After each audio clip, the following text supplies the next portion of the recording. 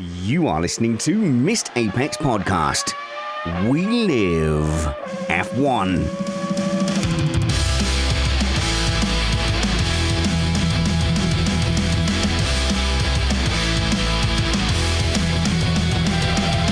Welcome to Missed Apex Podcast. I'm your host, Richard Reddy, but my friends call me Spanners, so let's be friends. Today, we've got a very important task. We're going to fix F1.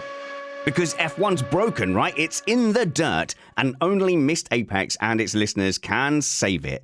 I mean, it isn't, but we complain most about the things we love, right? Okay, so let's complain constructively. I have in the palm of my hands 50 tweets from you guys suggesting how to fix F1. Of course, we won't get through all of them because we have a very strict 1 hour time limit on this show. But I've been watching F1 a long time. And as far as F1 regulations go, I have lived many lives and served many masters. I preached on the altar of grooved tires whilst others threw shoes at me for saying such things. I stood on the protest lines against refueling. I stood shoulder to shoulder with Enzo Ferrari at the increasing dominance of aerodynamics. Okay, I am a bit young for that one, but I was definitely right there in the trenches in 2014 when people were complaining about lap times and them being very close to F2. I said, no, please, it's okay. Let them find their way. But we lost that fight, and that led to the 2017 regulations. The worst regulations in F1 history were released that prioritized aero, and every single person on this panel is shaking their head at me on the Zoom call at everything I've just said. But look, I have a passion for F1. I love F1. I live F1. But I have opinions. So let's yell them at the internet. We are an independent podcast produced in the podcasting shed with the kind permission of our better halves. We aim to bring you a race review before our Monday morning commute. We might be wrong, but we're first.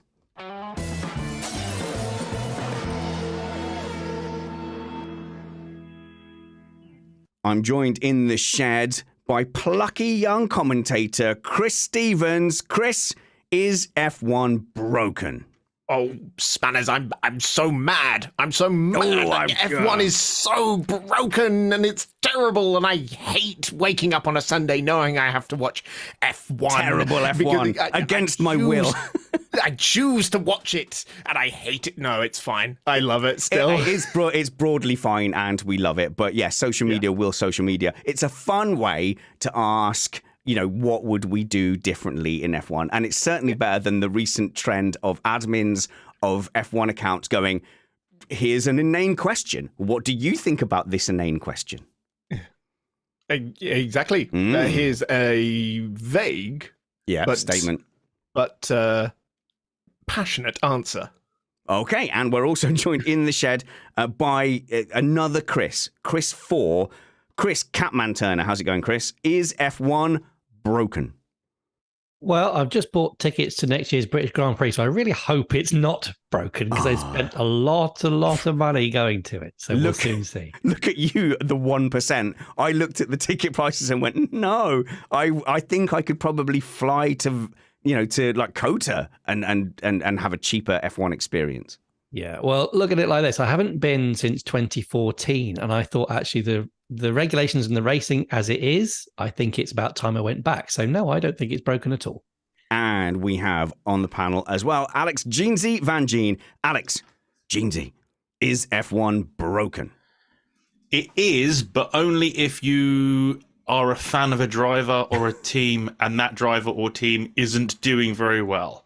Other than that, no. If we get rid of one particular team, F1's blooming brilliant. Okay, so I think it's fair to say there's been a lot of complaints because of the domination, and there's been a lot of chat around saying, well, has the decrease in social media interaction in F1 and a slight drop, but not a tragic drop in viewership, been caused by the dominance? And it's something we see reflected in our figures all the time. We see a peak in the European season, and if the title has been decided or it looks like one driver is going to disappear with it, the numbers do tend to go down. And it's fairly natural. If you're an Alonso fan and you go, this is the season he returns for his third, and then it gets to the Hungarian Grand Prix and he's out of it, you might be less inclined to watch each and every single race or listen to each and every single podcast review. But what we're asking at its fundamental core, before we set about our answers to fix F1, Catman, is basically, is there a problem to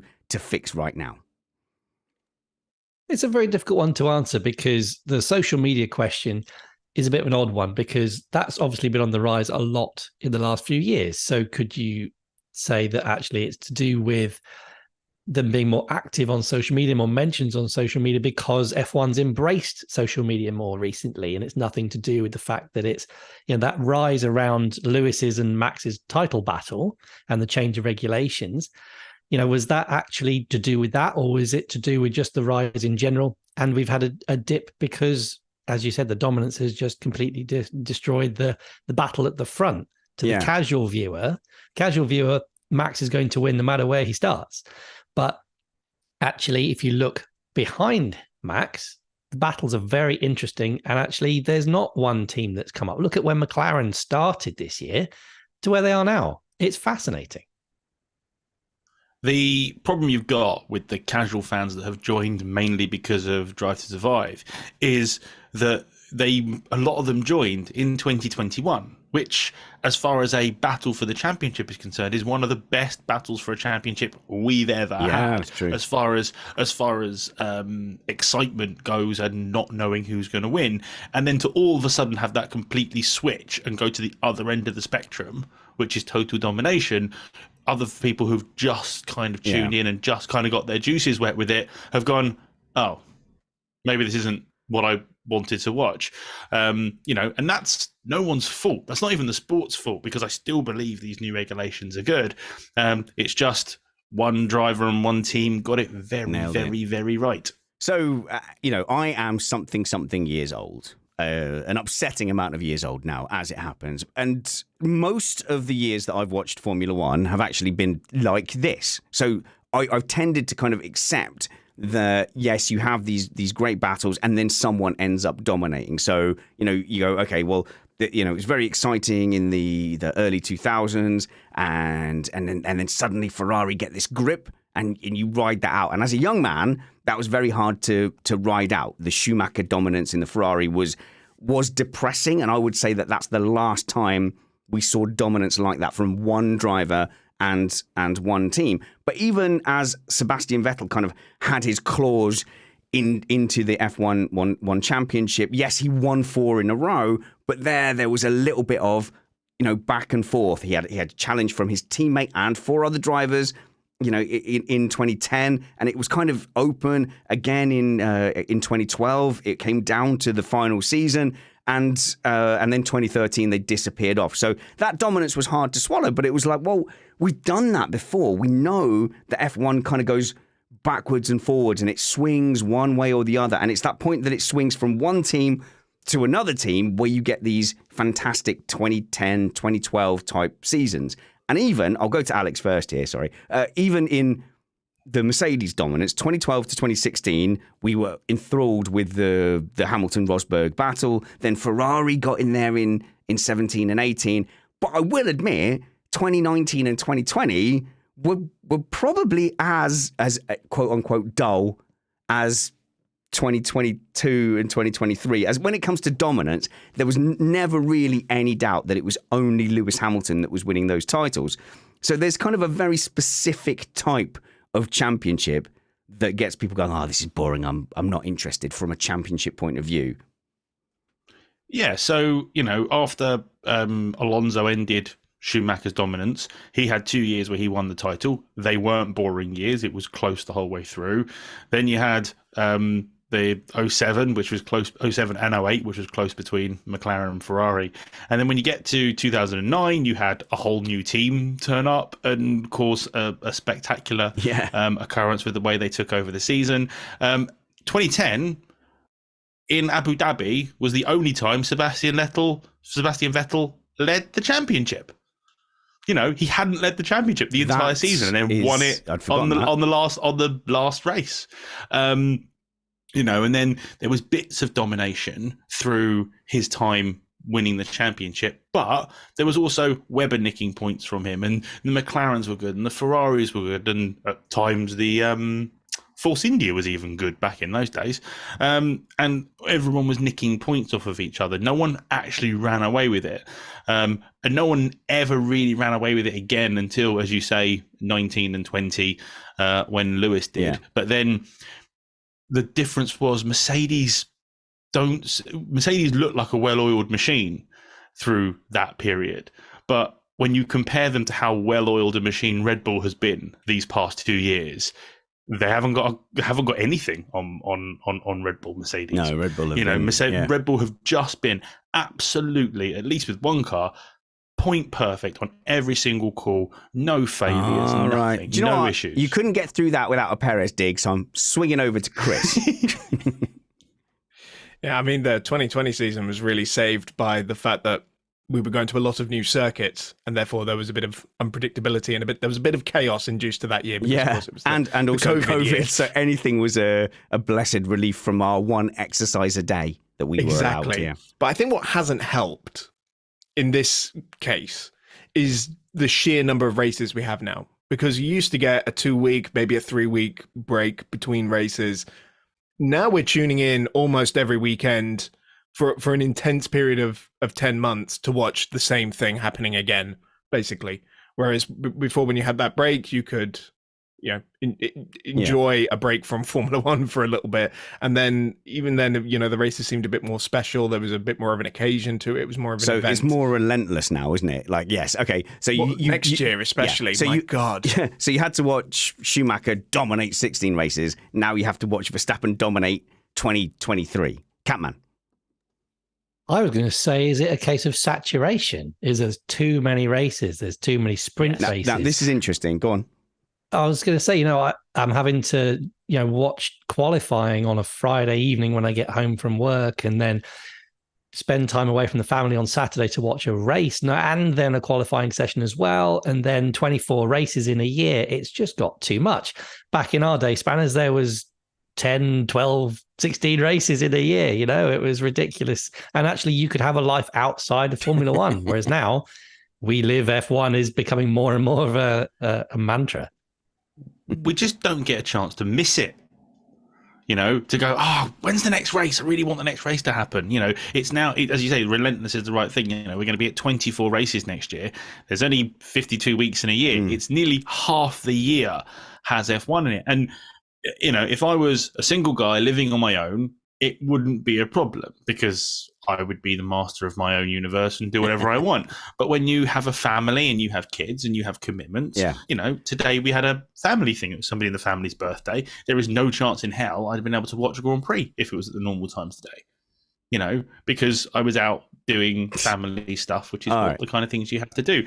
But if it's only 15, 16 times a year, you can get away with those things. So I think one thing that F1 is having to contend with now is just the pace of media and viewer expectations has changed.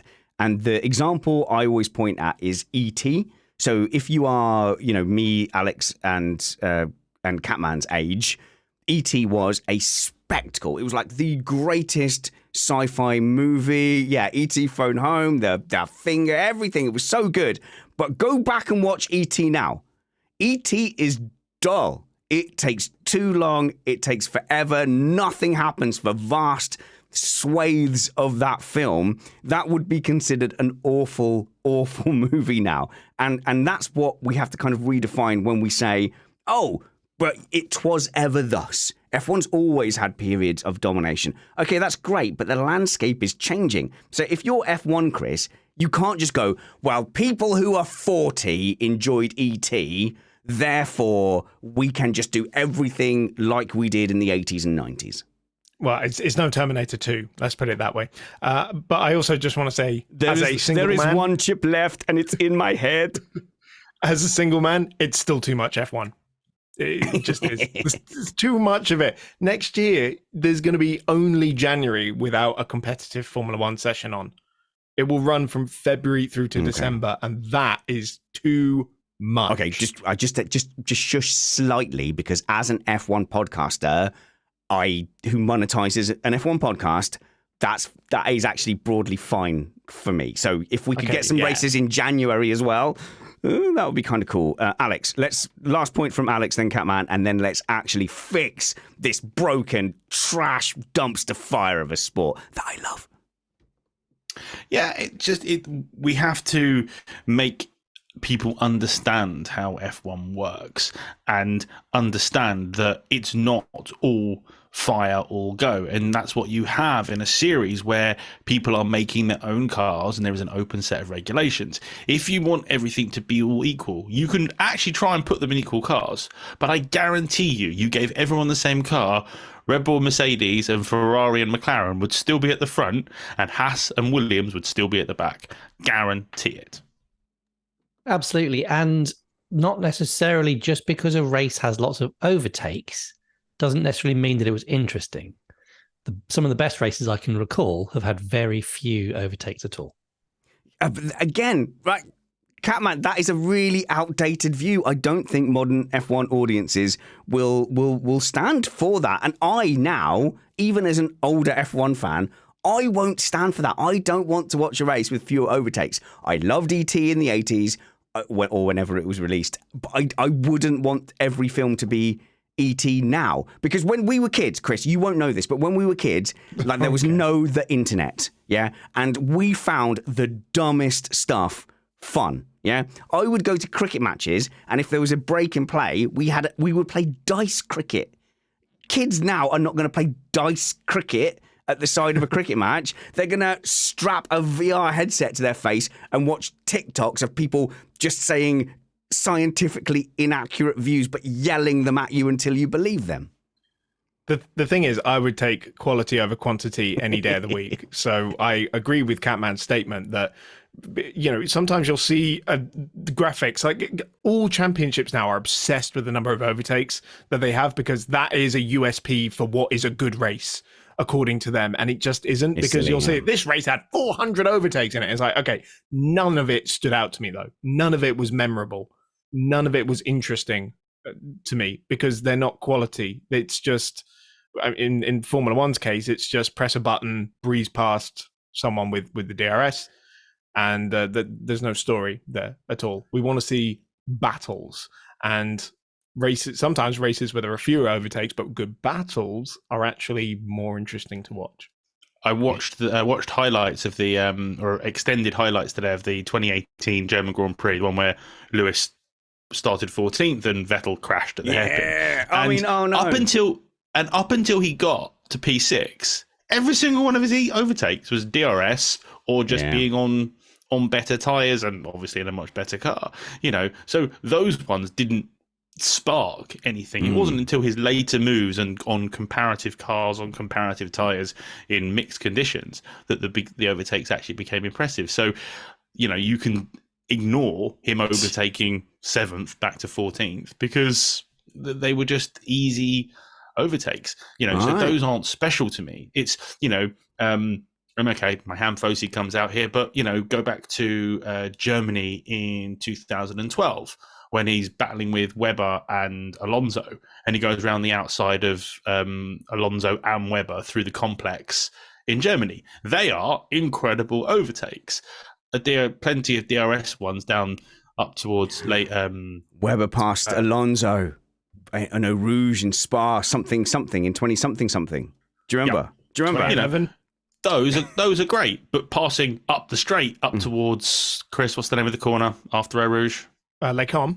Les Combes. Just the DRS pass up to Les Combes isn't interesting. Schumacher and Hakkinen going either side of Zonta. back mark Zonta.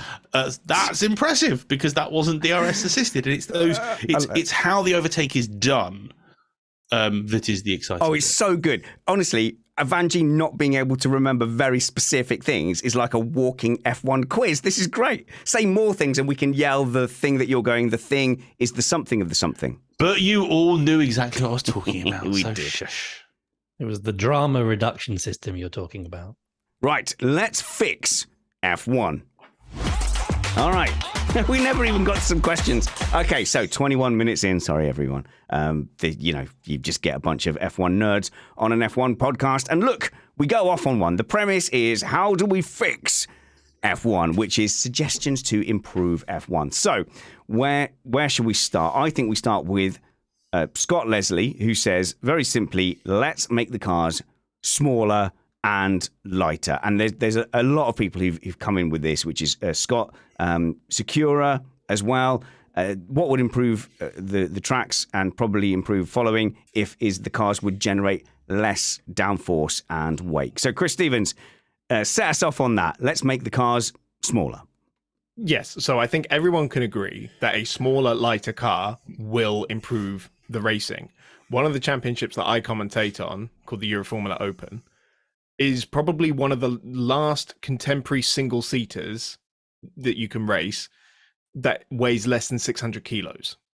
And it provides the best racing, the best drama, proper battles, and really good racing. No push to pass, no DRS, nothing like that. Just pure, honest to goodness, pack racing.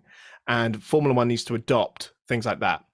The only issue when it comes to the weight is most of the incremental, increases in weight we've seen over the past 15 years, the only exception being the introduction of the power units, are for safety reasons.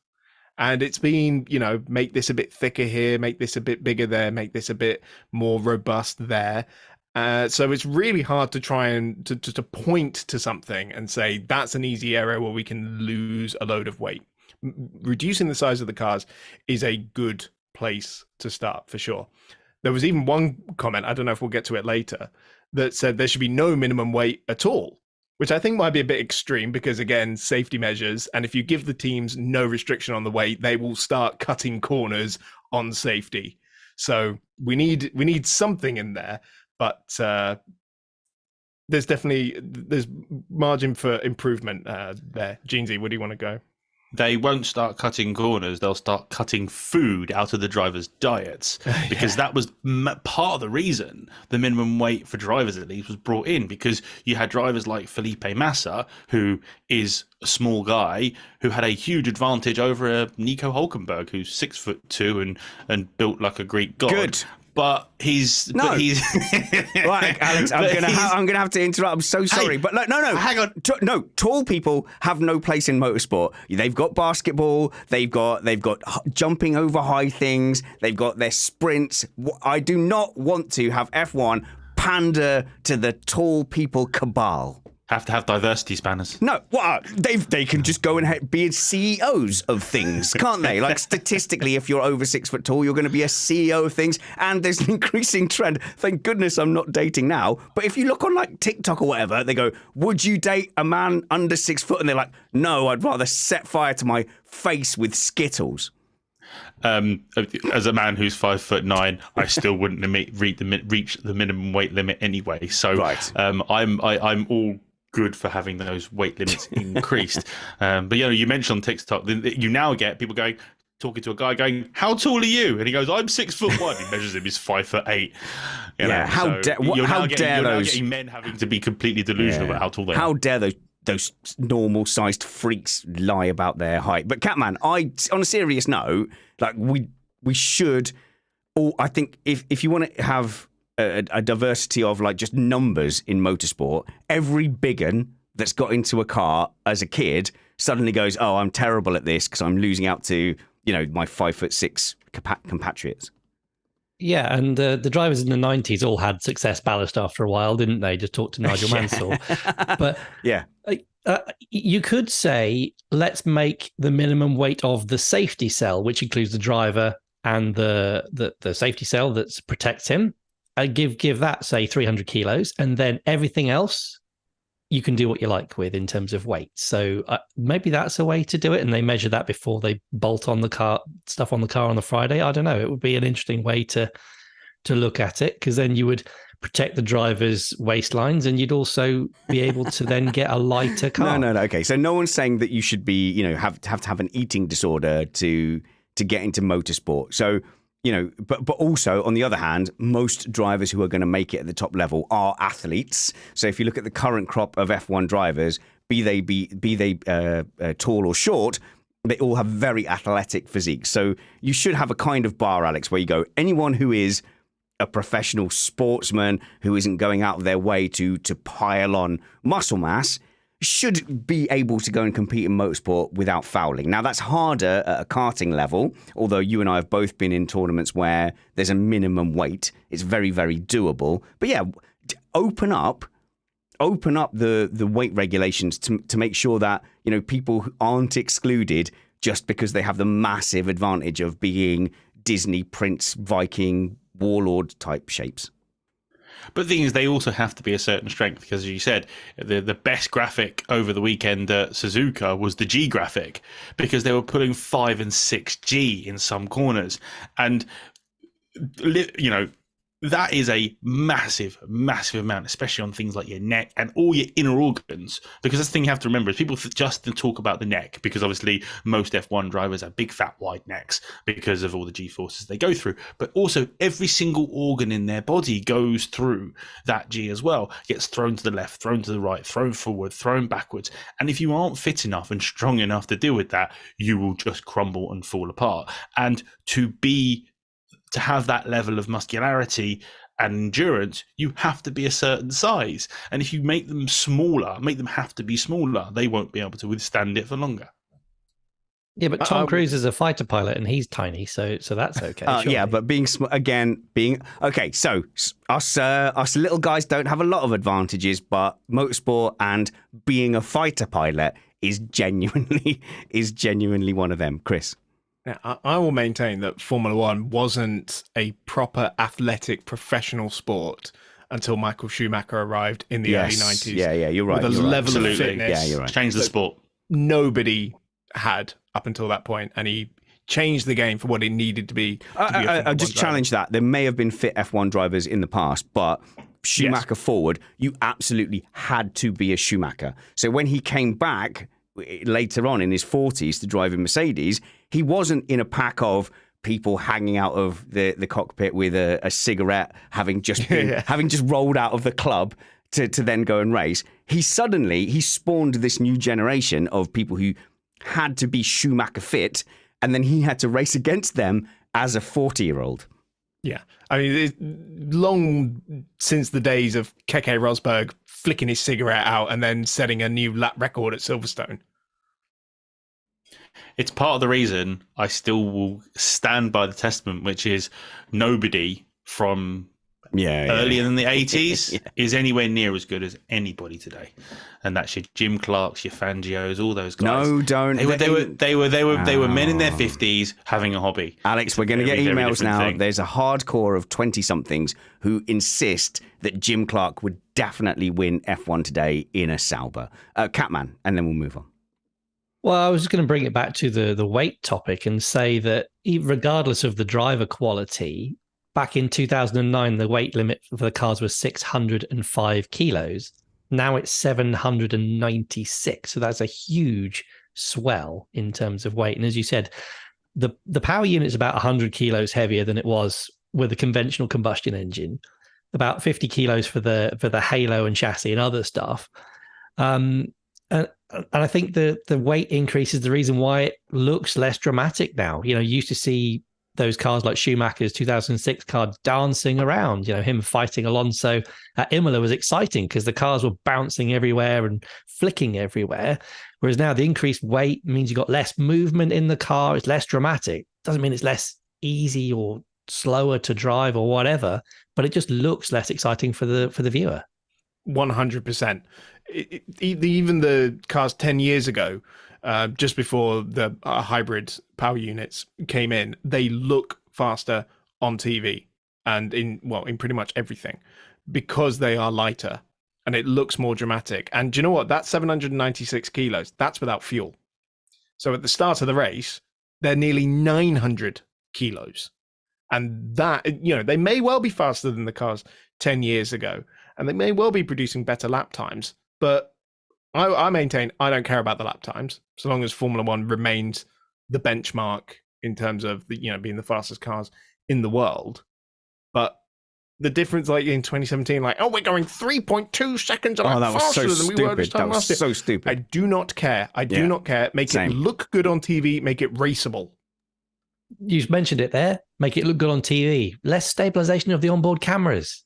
Yes. Back in the 90s, they were jingling about all over the place, and it was amazing. But now, I swear to God, they've tried to artificially induce or make the onboard cameras slightly less bad. There was a period, I think it was a couple of years ago, where every time they were on board with the Red Bull, it would shake around like crazy at the high speed. And I don't know if they just installed... That's because of all their flexible aero. I don't know if they just installed that camera badly or something, but it looked so much better. And then they fixed it a year later, and no, bring some shaking, bring some drama, actually, some chutzpah to it. Go back to the Rosberg, Hamilton, Mercedes era. Look at the onboards there, and it looked like they were doing nothing. It looked like a Sunday drive. So I do wonder if part of that was down. And look, Catman, some of this is let's fix F1 is. Let's fix F1 to watch. There's two different kind of arguments in that, what is it from a sporting point of view,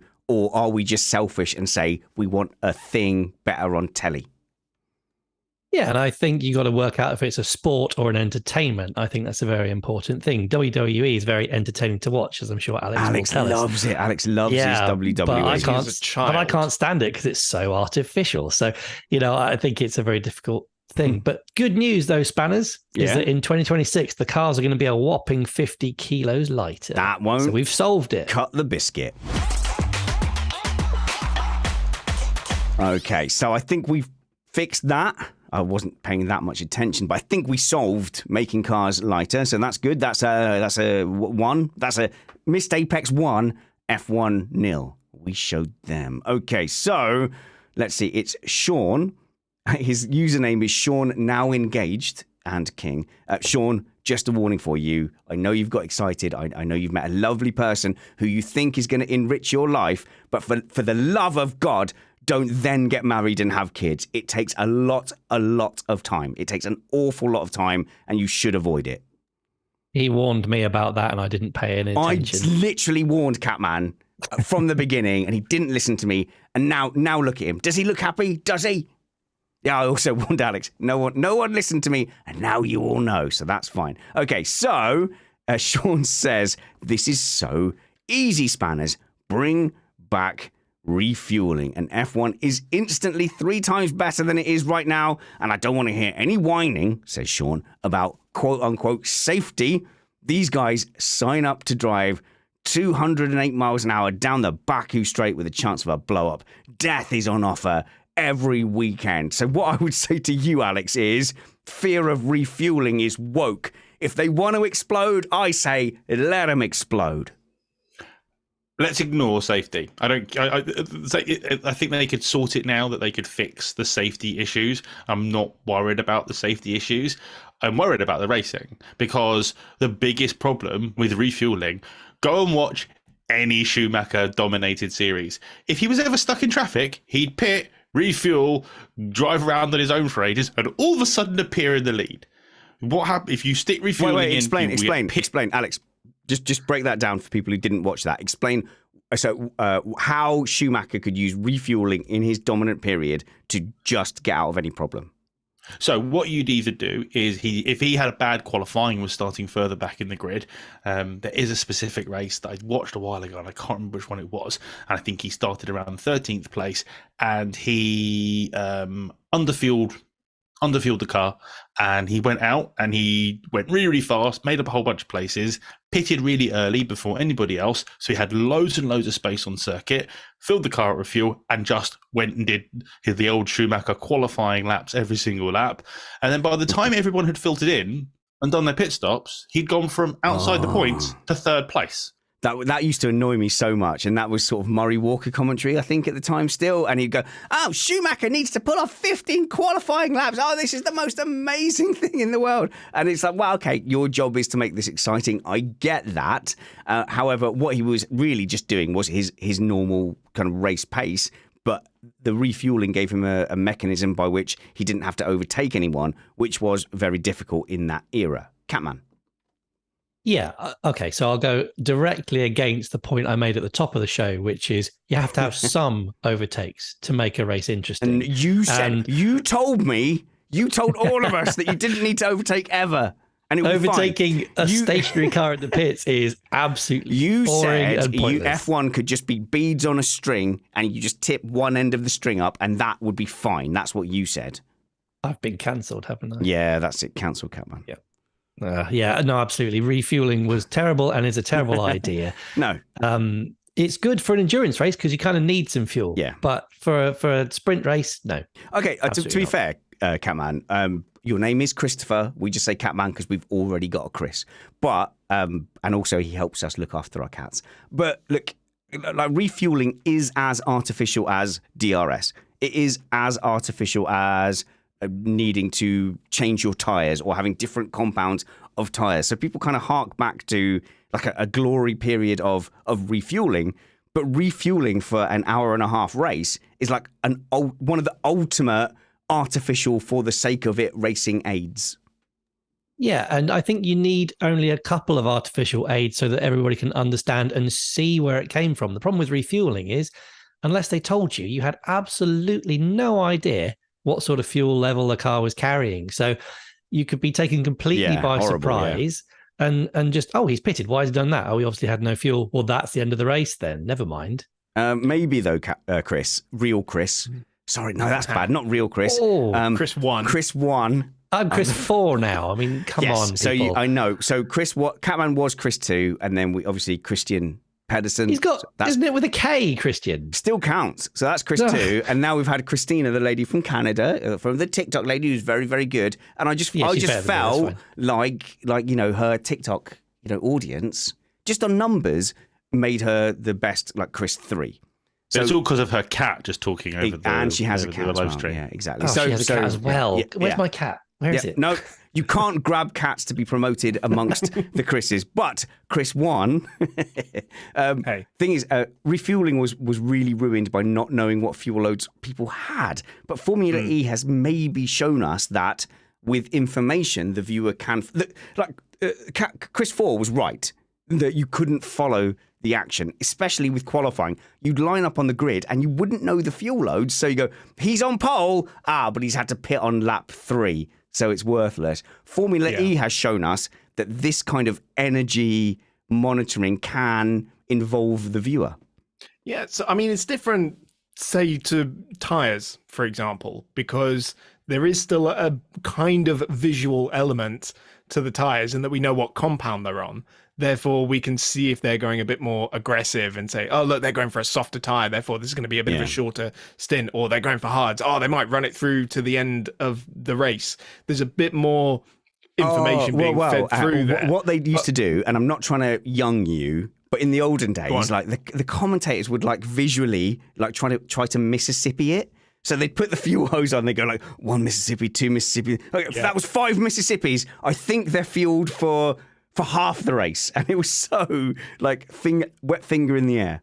But it's interesting you mentioned Formula E because next season, I believe, they are introducing recharging in the race. There you go. So let's see if maybe Formula One can learn a little something from them about how they present said information. Yeah, so maybe they can sprinkle fuel from the grandstand as they go along. So we're going to get a section of the race where they're all just sat at the services for half an hour while they're having a burger, having a coffee. Jeansy, it's fast charging, it's supercharging. Half an hour. That's how long the Teslas half do an it. hour. It's going to be like seconds. Okay, can we actually make any case for? Okay, put it this way: what is the argument for refueling? It's an extra stop. It's a tactical element. It's the weight, I think. Because we've just sat here and complained about the weight of the cars, and that's an easy way to lose 50 kilos from the weight of the car. The only issue is there are an awful lot of negatives that don't really justify the means. Imagine how far ahead Max Verstappen would be this season with refueling.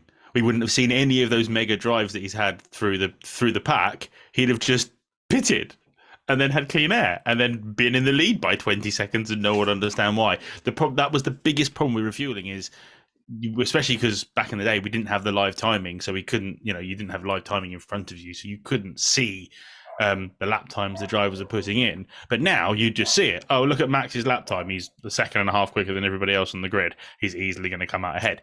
It would just be more boring.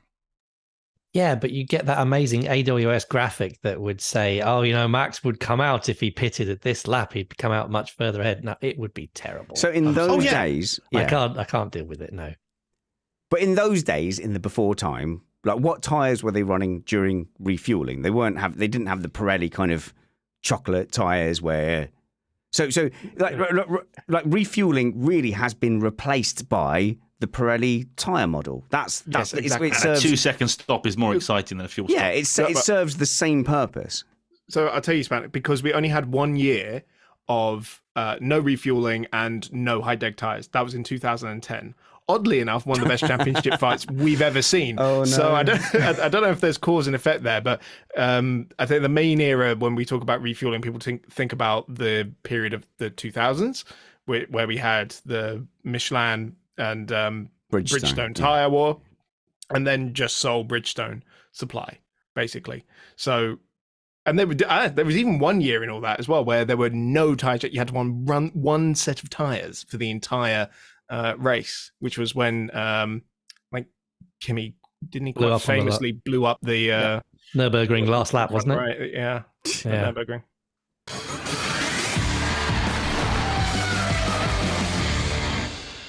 Well, it looks like we are 2/3 through fixing F1. Good job, everyone. If you are enjoying Missed Apex podcast, I'd like to ask a couple of things of you, if that's okay. Missed Apex will always be a free podcast at the point of use, but if you could see your way clear to help us out, an iTunes or Spotify review would really, really help us out.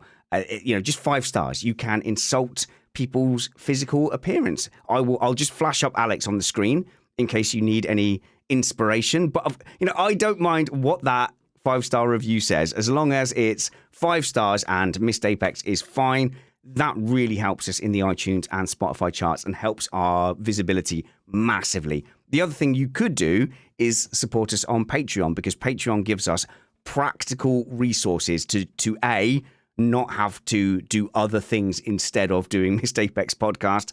But increasingly, it gives us choices like, can we advertise? Can we do a 30-second trailer at the beginning of the season to give everybody a chance to tune in and grow Missed Apex? And the more we grow, the more we have an excuse to keep on doing this kind of thing. This started off in 2016 as a shot in the dark, and because of your encouragement, we have been able to continue. So please tell the world. If you can't tell iTunes or Spotify, tell Derek in the office. Missed Apex is where I go to get my little hit of F1 chat.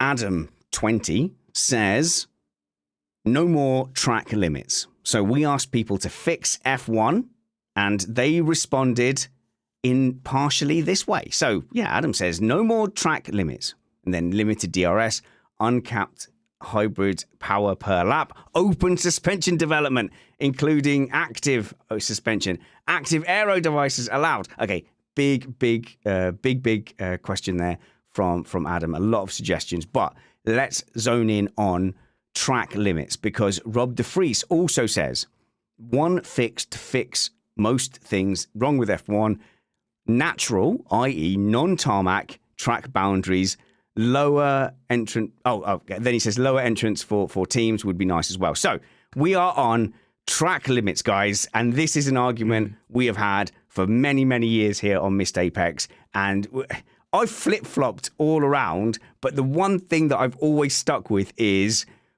no natural barriers. Like, I don't like just a wall around the track, because I don't like street tracks. I hate gravel, because your favorite driver makes a mistake and then he's just not in the race anymore. Grass is fairly, it's dangerous, because you've got a track surface where a car will go and then they can't control themselves. But tarmac has a problem where it doesn't matter if you go off, because you can just continue. So, Chris, no track limits. Right. So let's just, at Wimbledon, let them hit the ball wherever they want. Oh, that's fine. Oh, that's still in. In football, if they just yeet it into the corner, oh no, that's a goal. Actually, you have to have a defined area of play.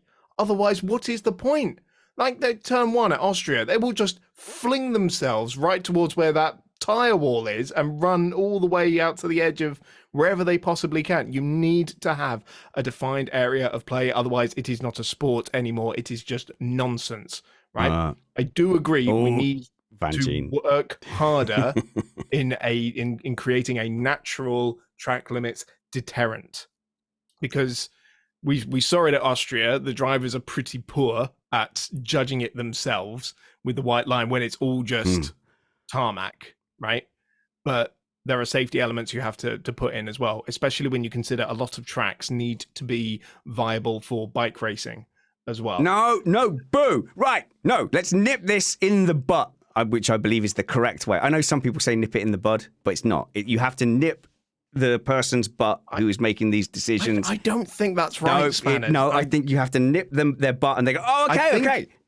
I think you're thinking of butt naked, which is actually butt naked. So let's nip the decision maker in the butt. I don't care what MotoGP needs, okay? So in the context of this conversation, I know a track does. A track might go, the track cares because they want to host it. Oh, yeah, I need money to feed my children. Whatever, I don't care. I'm talking about Formula One here. So I want to exist in a universe where you don't have to fundamentally change F1 to accommodate witchcraft bikes, which are basically pretend, because you don't have to fundamentally change Formula One. You do. You just adapt the area in which they race in. Or you say to MotoGP, lads, we get it, you're brave, but you just have to deal with whatever F1 throws at you, or just do something a lot safer, because riding motorbikes for a living is nuts.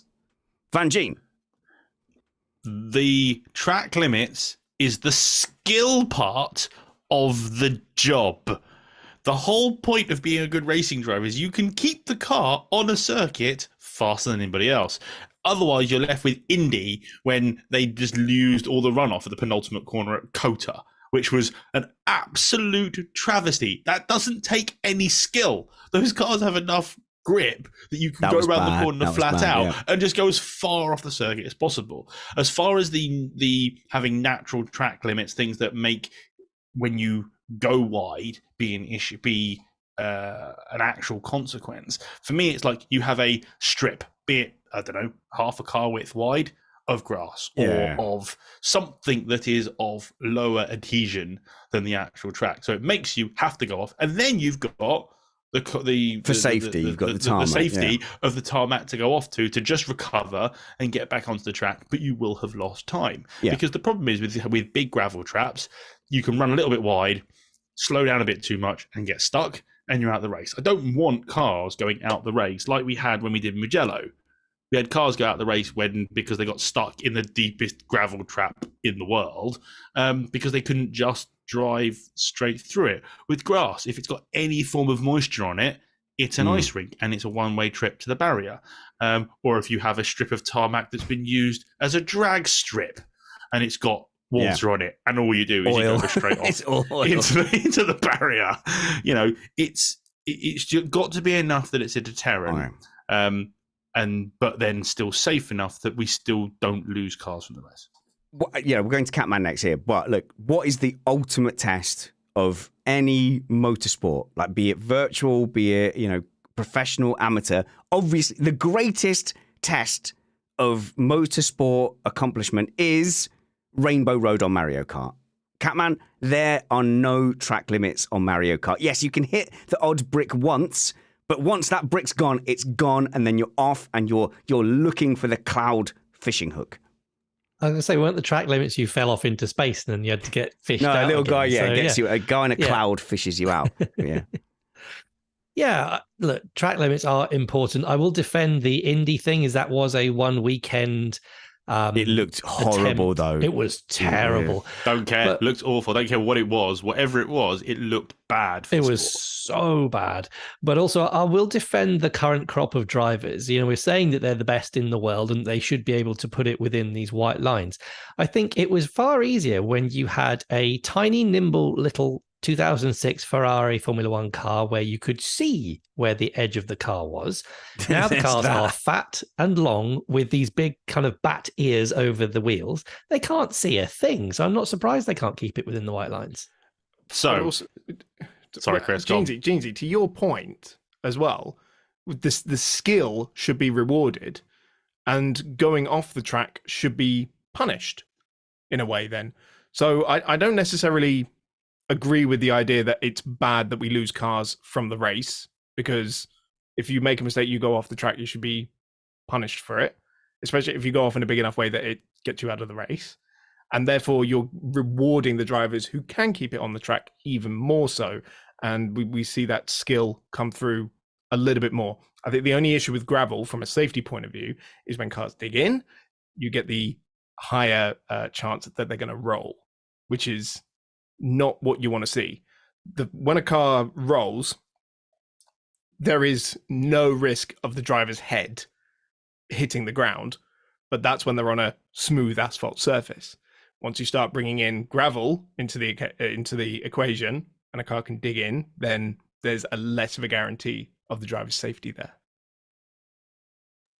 Yeah, I'm not suggesting that we go racing at Western-super-Mare where you dig into the ground and then never come back out again. But, something has to be a deterrent. Wait, wasn't it Paul Ricard who tried to use the low adhesion strips around the edge of the circuit, those bright blue strips? Are they meant to be like low adhesive? Isn't the one next to the track meant to be low adhesive and then further away is higher adhesive so that it would slow it down? Is that not where they got it wrong? No, they are aggressively more harsh tarmac, which ruins the tires. Yeah, which is actually very interesting. But the effect is not high enough. That's the thing. If you lock up and go through all of those, then yes, you'll get a much bigger flat spot. But it wasn't really like, if you run off briefly, it's going to wear your tires more. You'd have to do it quite habitually. You can go in a straight line off throttle through it and be absolutely fine. So the biggest problem with track limits is always Austria. Is that last corner in Austria. And the problem with that isn't the drivers not being able to keep it within the track limits because of a skill issue. It's they can't see the line. They don't know where the line is because the car, as Catman said, the cockpits are so high and all the fairings and everything's all around it. It's so difficult for them to actually see where that line is. So the way to fix that is two things: bigger lines, so they've got a little bit more margin for error, or once you're over the line, you have a different track surface feeling, like that, so that you know, okay, that's the limit. Rumble strips. That's through practice. Effectively, but obviously something that's going to help it. But that's the whole thing. The same thing was at Imola as well. Oh, hang on, sorry. Hi to our live stream, by the way, because you can like comments. And Logan Sargent just liked that idea about having rumble strips for track limits. Sorry, Logan Sargent has received the full backing of the Williams board, so he's safe, fully safe. Worse than Latifi, Chris. Oh, that's extreme. Yeah, that's a bit. Yeah, but I love Nicky, so it's fine. He was rubbish too. Don't you say anything about my Nicky. The one easy win in terms of track limits: stop making curbs that are wider than the cars as well, because then it's a lot easier to see. Not just in terms of like exit curbs, but also entry curbs and apex curbs. Because again, at Paul Ricard, you can like cut one of the corners in its entirety, and it becomes a massive problem in terms of the track limits. Stop making them cuttable. So even at Suzuka, we were told a while back that they were going to say, right, the line is the line. And that would be my personal preference. My personal preference is, I know, ideally, maybe you could have like a slightly different amount of grip once you go off the line.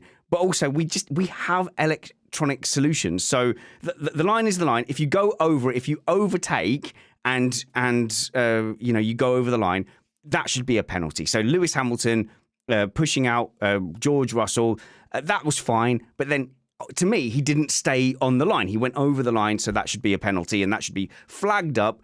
And then he should get like a small power deficit, like an undangerous power deficit. These kinds of things are technologically very, very simple.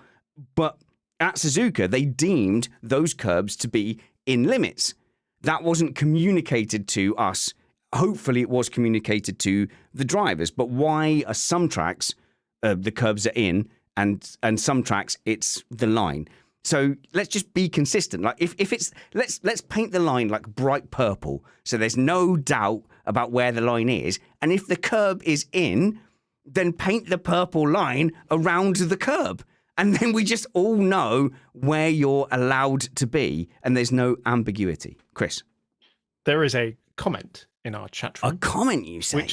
Which you may join if you sign up to Patreon.com/MissedApex. And I would highly recommend that you do, because Jason G has said perhaps there is something we could do with the paint of the white line that reduces grip. Now, I will say that's dangerous. That yes, the problem with that is that, and the FIA, there are FIA homologated paints for the use of on circuits that have to be a certain abrasiveness and therefore grip, primarily because in the wet they otherwise become just slippery as hell and quite dangerous. So when we're looking at street tracks, for example, there's an awful lot of white lines, just road markings, right? Yeah, you have to be alert on a street circuit. Exactly. Well, funny you should say that, because the man who said that himself, Jolyon Palmer, was subject to aquaplaning off in Monaco that one year. It hooned it down in 2016 because he went over the zebra crossing and just aquaplaned off the circuit. So there is actually that's not aquaplaning. A lot of thought that goes into the paints that are used on circuits, and they need to be a higher grip rather than a lower grip.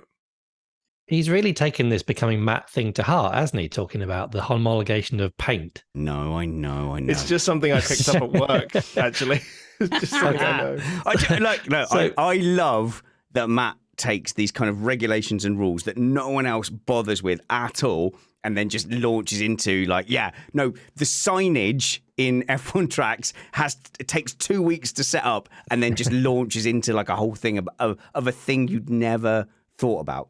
So yes. Oh, me too. Yeah. Absolutely. Whilst I'm happy actually to slag off Matt for that, there is some effort and value to it.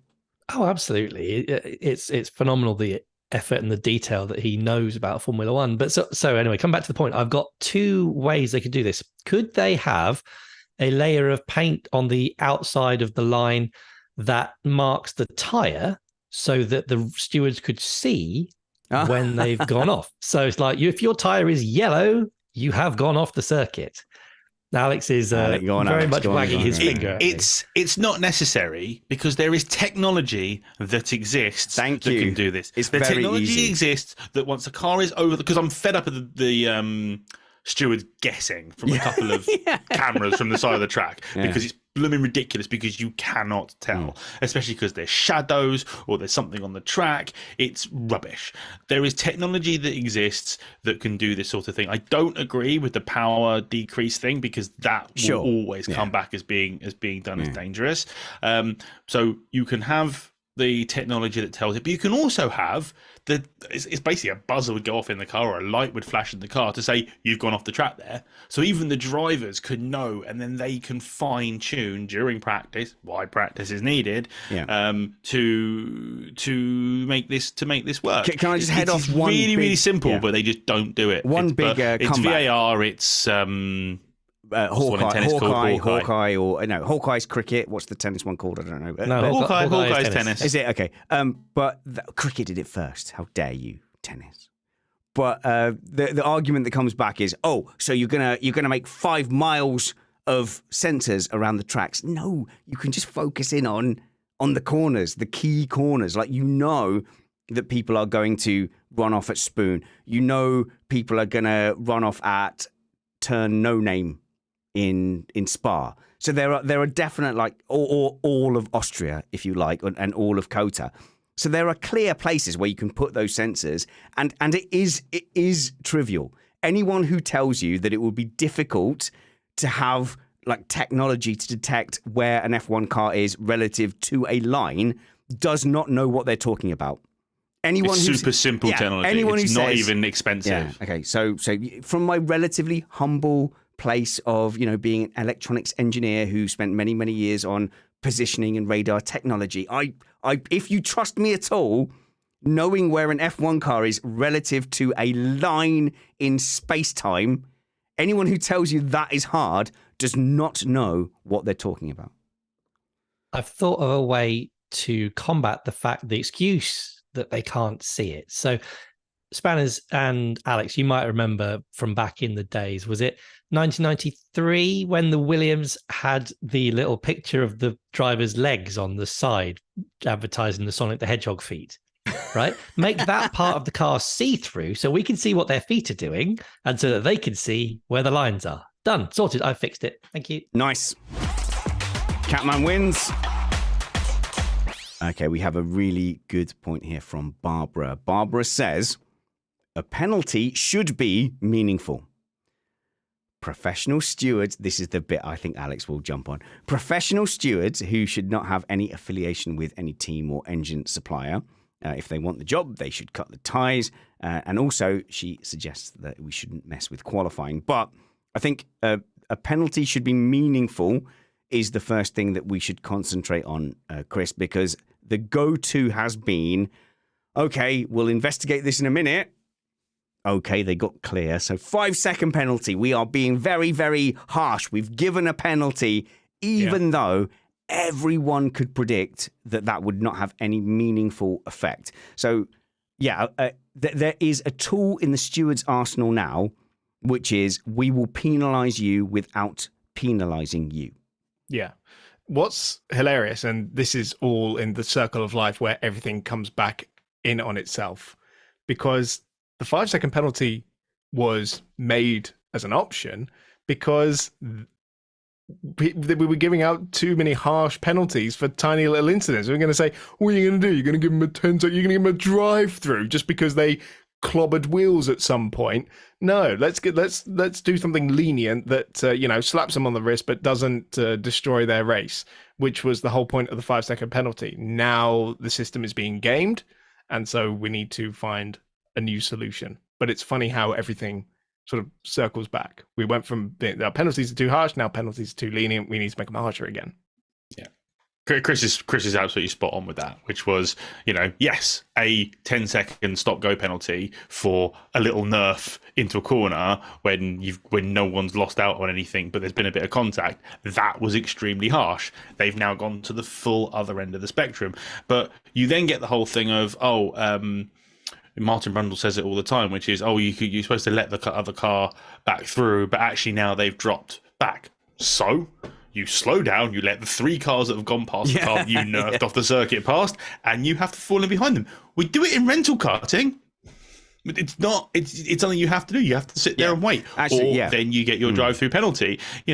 Drive-through penalties are actually a good penalty, but they have to be served instantly. They can't be served with pit stops and all this kind of stuff. So in nearly every form of like karting, which is core motorsport, and this is something that annoys me with football. They go, well, if we do it in the Premier League, we'd have to do it for Sunday League. It's like, yes, that's fine. Let's have the sport be the same. So, in rental karting, there's always like an AOB board, if you've got AOC. ABC, that's the one, sorry. Yeah. Advantage by contact. Yeah. So, if there's contact, like no one is kind of vilifying you if there's contact. Like we know contact happens. And we're all trying to avoid it. But if you end up nerfing your nose and T-boning someone and then you go ahead, you get your ABC flag and you go, okay, fine, I'll just give that up. But more and more, Alex, like teams are going, okay, I did get by unfairly.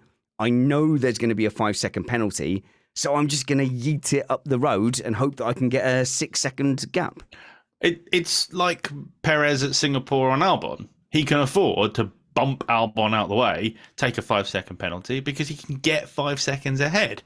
But overtaking at Singapore is difficult and can ruin somebody's race. He should have had to have backed off, let Albon back through, and then it's madness because, as I think Chris said, people are gaming the system now, which is a case of, all right, let's risk getting a penalty, but yeet it up down the road, and it has to be understood. It has to be a penalty that is harsh enough for the incident and has to affect that person's race. You can't have a penalty that's not going to affect someone's race, apart from the fact they might have to push a bit harder. Jose, Chris, have you seen that comment in the Slack? I have, yes. So Jose says you can easily win a race by kicking out everyone off the track. 5 times 19 is a 95-second penalty. So as long as you can just take everyone out and just factor that in. And that's the thing is now the penalties are basically like another part of the sport. You know, you can go, right, okay, I will accept my penalty and just add that to my race time. Yeah, exactly. Because it's being used more often than not, I think, by the bigger teams to clear slower cars because they know they're going to lose more time by dropping back, trying to repass them than they are just by taking the 5 seconds. And Jeansy, the scenario you mentioned there where you've passed someone illegally, but then they get overtaken. So there's a car between you and the car that you passed illegally.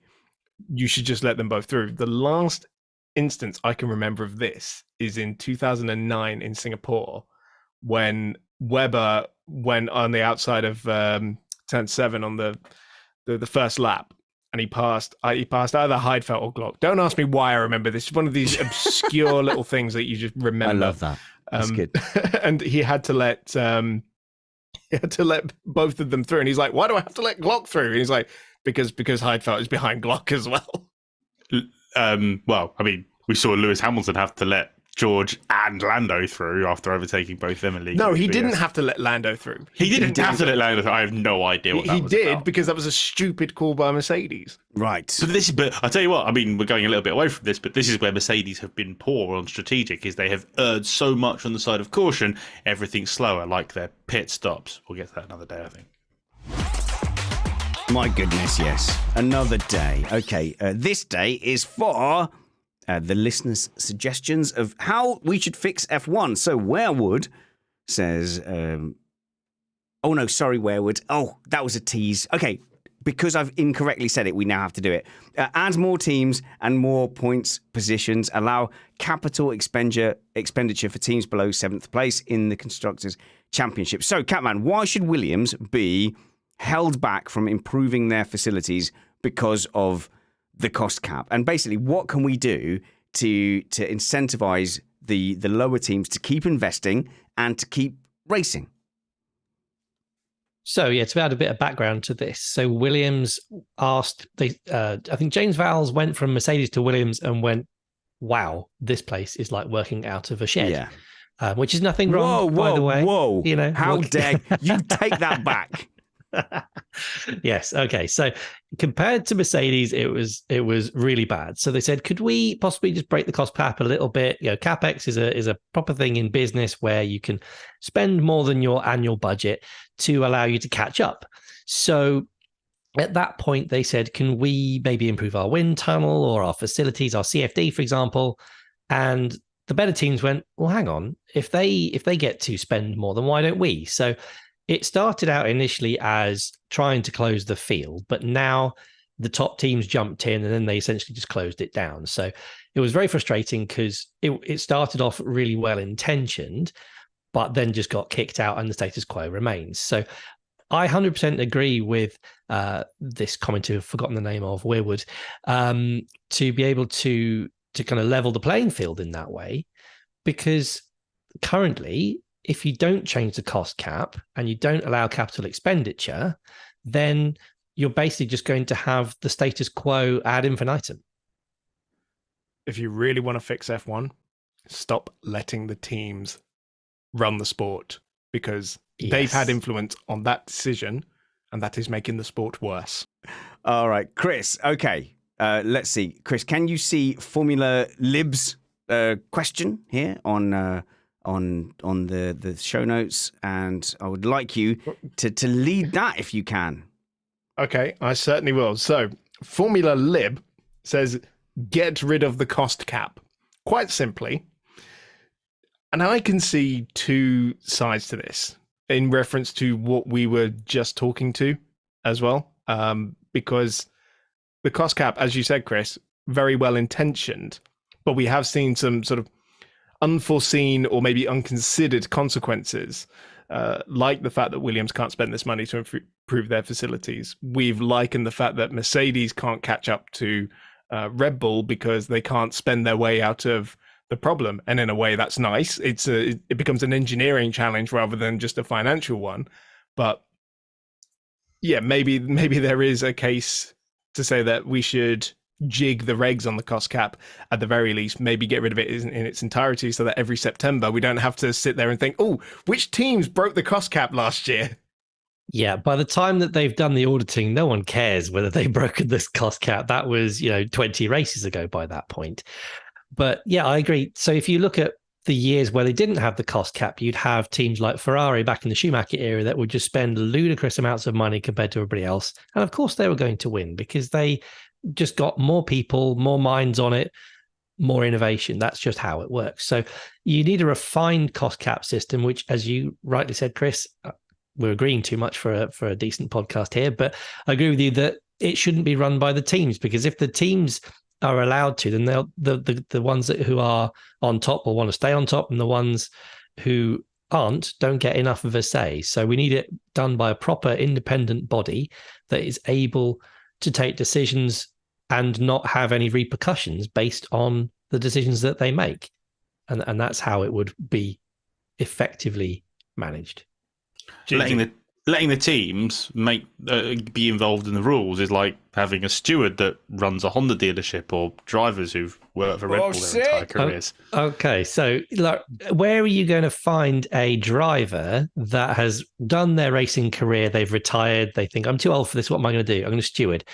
I'm going to go and work in Formula One. Okay, damn it, I drove for Audi, I drove for Mercedes, I drove for Ferrari in my time. I can't do that. You're not going to find someone without any bias if they've got to any decent level, good enough to do it, unless we want, Brad and Alex to be doing it, which I would support. Gladly. But yeah, I would if they want to pay me, I would do every race. They want to pay me to be a steward. Brilliant. The number of times we have argued about your interpretation of the rules means that I don't want you in charge of it. Mine are correct, yours are wrong. It's fine.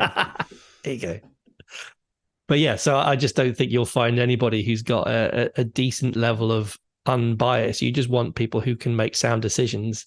And the Honda dealership thing is always something that's brought up with a certain DW, shall we say.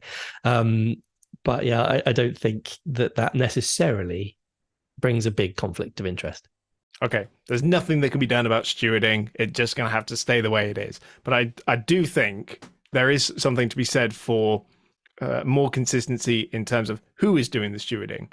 If we can have, a permanent race director now, and, I know there are fewer and fewer roles within Formula One that are considered permanent, given the sheer number of races that we go to now. But maybe there is a case to be made for a more consistent faces in the stewarding team. Chris, what about AI?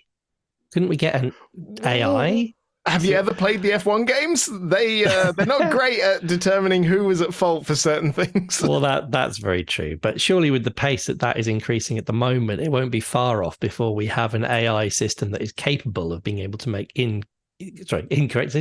correct decisions without bias. Impartially. That's what that's what I meant to say. I watched AI doing live commentary on a sim race. I mean, so if they could do commentary, if they could do commentary, could you imagine what they could do with race stewarding? But I mean, Lewis mentioned that at the last race doing AI.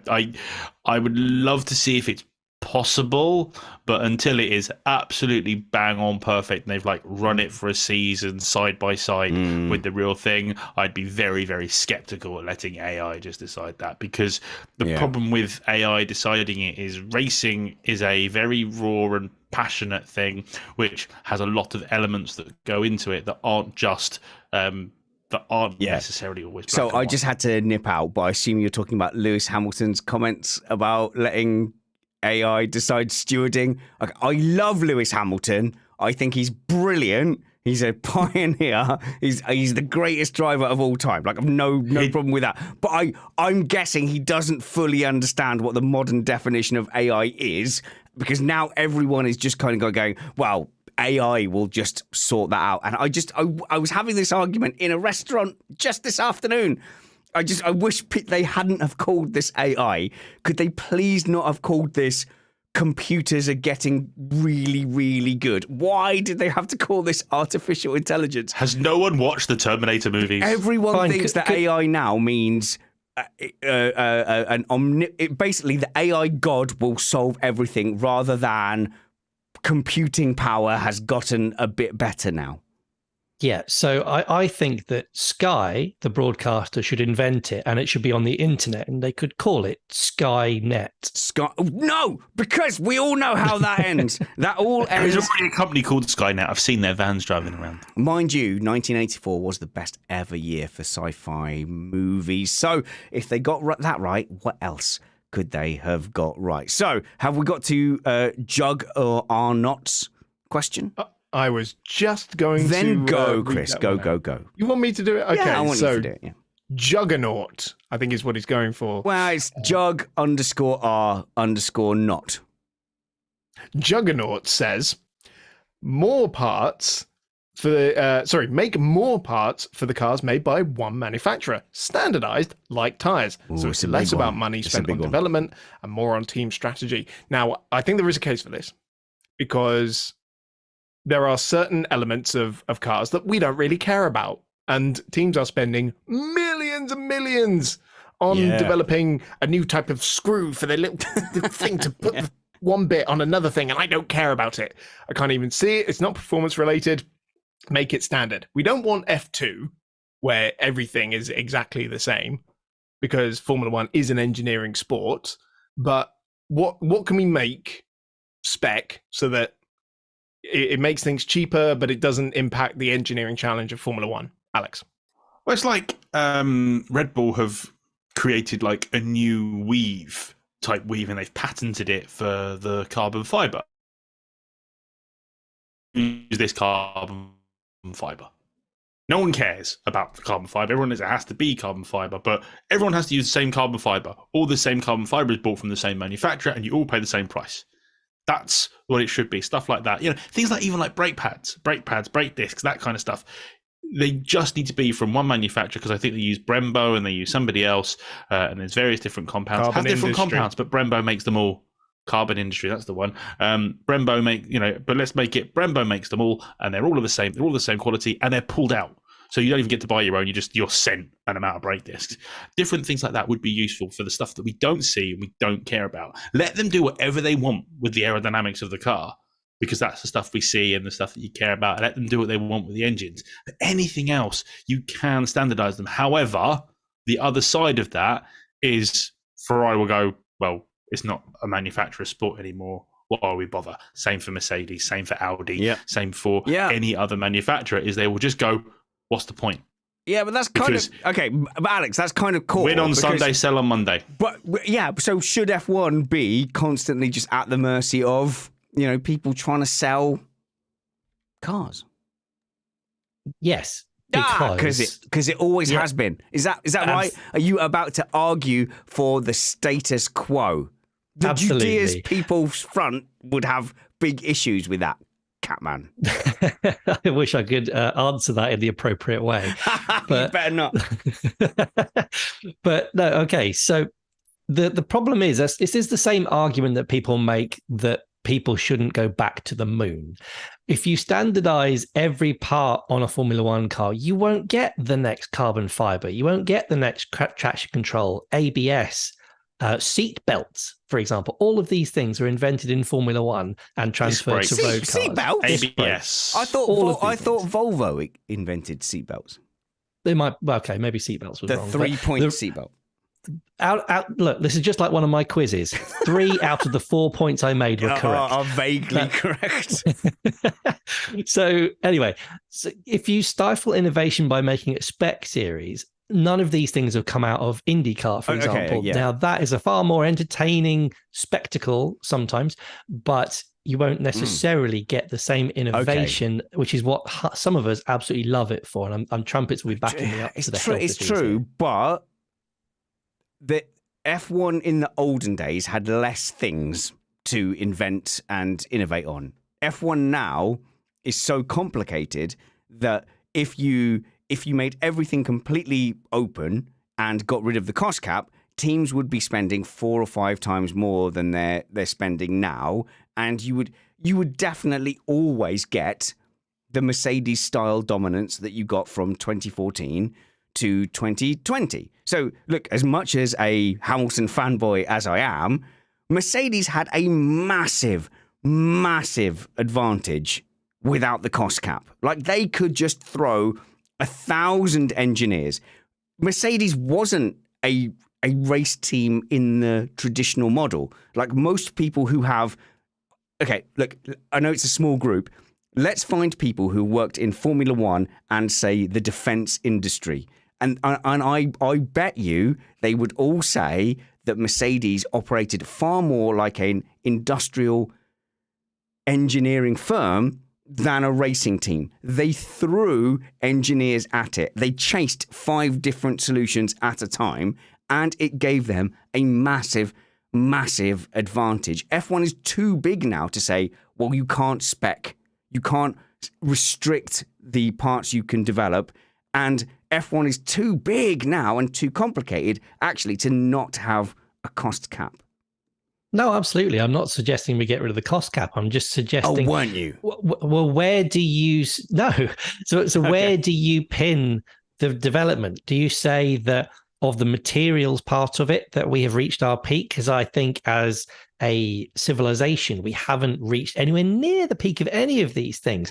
And so if you pin back the brightest minds on the planet, which some of these people absolutely are, okay, if you pin them back, then you won't get those trickle down things. Like a lot of the Williams team innovations their team goes towards things like healthcare. Or the bus. So Williams, they did a flywheel that helped buses not have to do a hill start. So a bus can stop on a hill and then go forward. Oh. What I don't want to do is overplay F1's significance in general engineering. Like, all F1 engineers are brilliant, but they work on very, very tight deadlines. So I just want to be clear on this, that like leading defense engineers, electronics engineers, all the smart tech that we have, those people have lead times that just dwarf F1 lead times. None of them are working to regulation sets. They can infinitely work towards greater technology. So Chris, this is an argument I think you and I have had quite a lot. Like, F1 is brilliant at tech, but they are not industry leaders in a broad spectrum of tech. Like, the whole like electronics and defense is not looking around going, well, what's F1 doing? And we must gather that F1 is very good at very quickly resolving the problems of a specific regulation set for a sport. It chops and changes, doesn't it? Because Formula One tech has influenced other things. Influence is fine. Yeah. I mean, I remember a few years ago seeing a whole thing about how the FIA had helped develop incubators. During COVID, no, this was well before COVID. This was about 10 years ago now, and that was going towards hospitals around the world and using Formula One technology. But of course, Formula One adopts technology from other places, of course, as well. It's always going to be a chop and change, those industries, because there is an awful lot of crossover. You were right about the ventilators during COVID, though, is that a lot of the F1 teams were able to very quickly manufacture that sort of equipment for the hospitals. They did, again, another example of that crossover saving lives. So I'm not misunderstood. F1 engineers are brilliant, but they are having to quickly react to a very changing circumstance. So the regulations are changed. They then have to go, right, what's the best F1 car we can build in this time? And then within that and within the budget cap, they then have to kind of work towards that. All I'm saying is that other industries who are actually leading specific areas of technology aren't restricted by those same things. It's an artificial restriction around F1 where they kind of go, right, you have to do this quickly.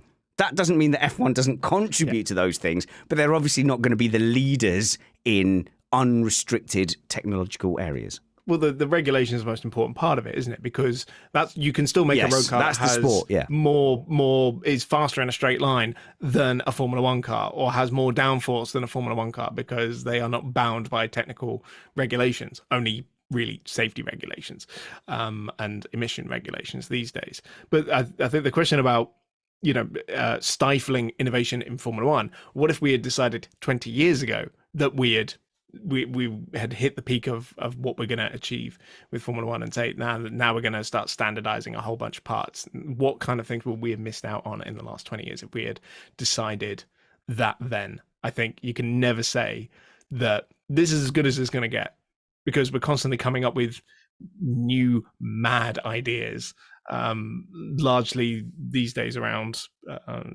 artificial intelligence. Unfortunately, there's going to come a point where this technology is going to start to be used in Formula One, maybe in car design, or in it's already being used to develop strategies, because the Red Bull sponsor Oracle does something like 300 million simulations in a race to determine what the best strategy for them is.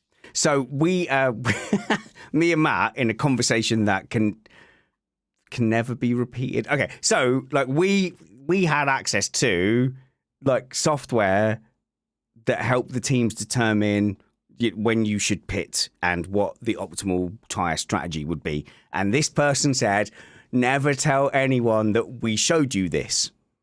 So I've broken that already, but I won't tell you who showed us this. But it was so clever. Like you could put in any scenario and it would change like about 20 variables and say, right, this will be your optimal pit window. So like you can't uncork the technological genie, and tech always drives forward.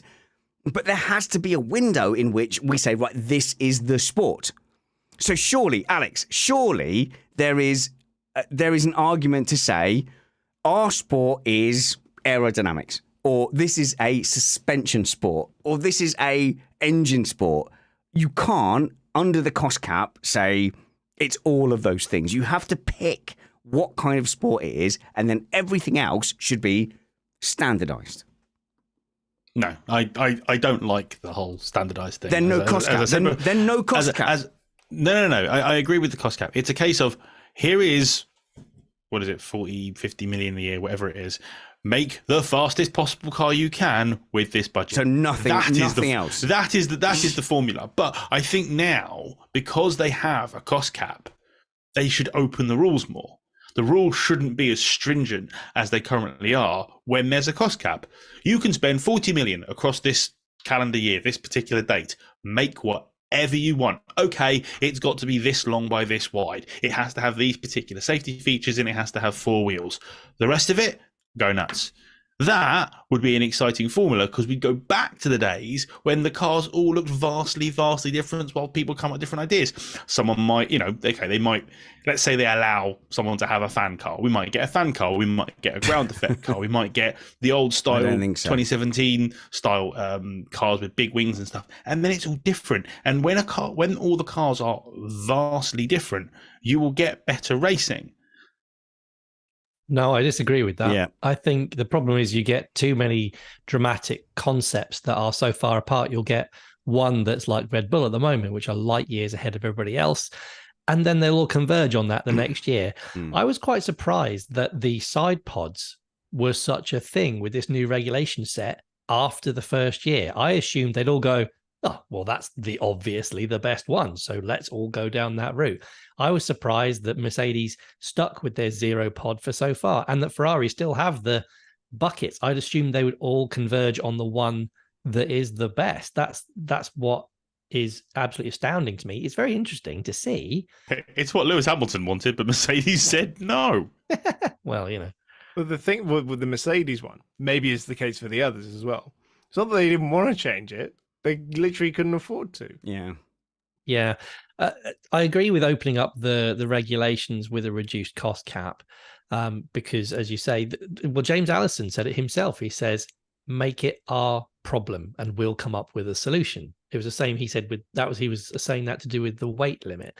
But, with innovation, it's their problem. You say, have at it, and they come up with something. But honestly, F1 cars now, they're so complicated that there's too many areas to regulate. So yeah, it's like, everything that 30 years ago was just one thing, suspension, aero, now is 10 things. So I think it's impossible to regulate F1 now and say, right, just go, okay, just do whatever you want and go. That series would be unaffordable to most manufacturers. If you and if you could get people to enter a Formula One where you go, there's no regulations, just make the fastest car around Barcelona, the sport would be awful. And as one of our tweeters mentioned, you would need incredible athletes with necks that could withstand 10G, because you would have cars that G-suits that could get to a corner and you could have one wheel going at one speed and another wheel going at another speed. Essentially, you would end up at a place where each wheel was driven independently by an electronic motor. It would become Scalextric on acid. like a Nissan GTR. They're brilliant.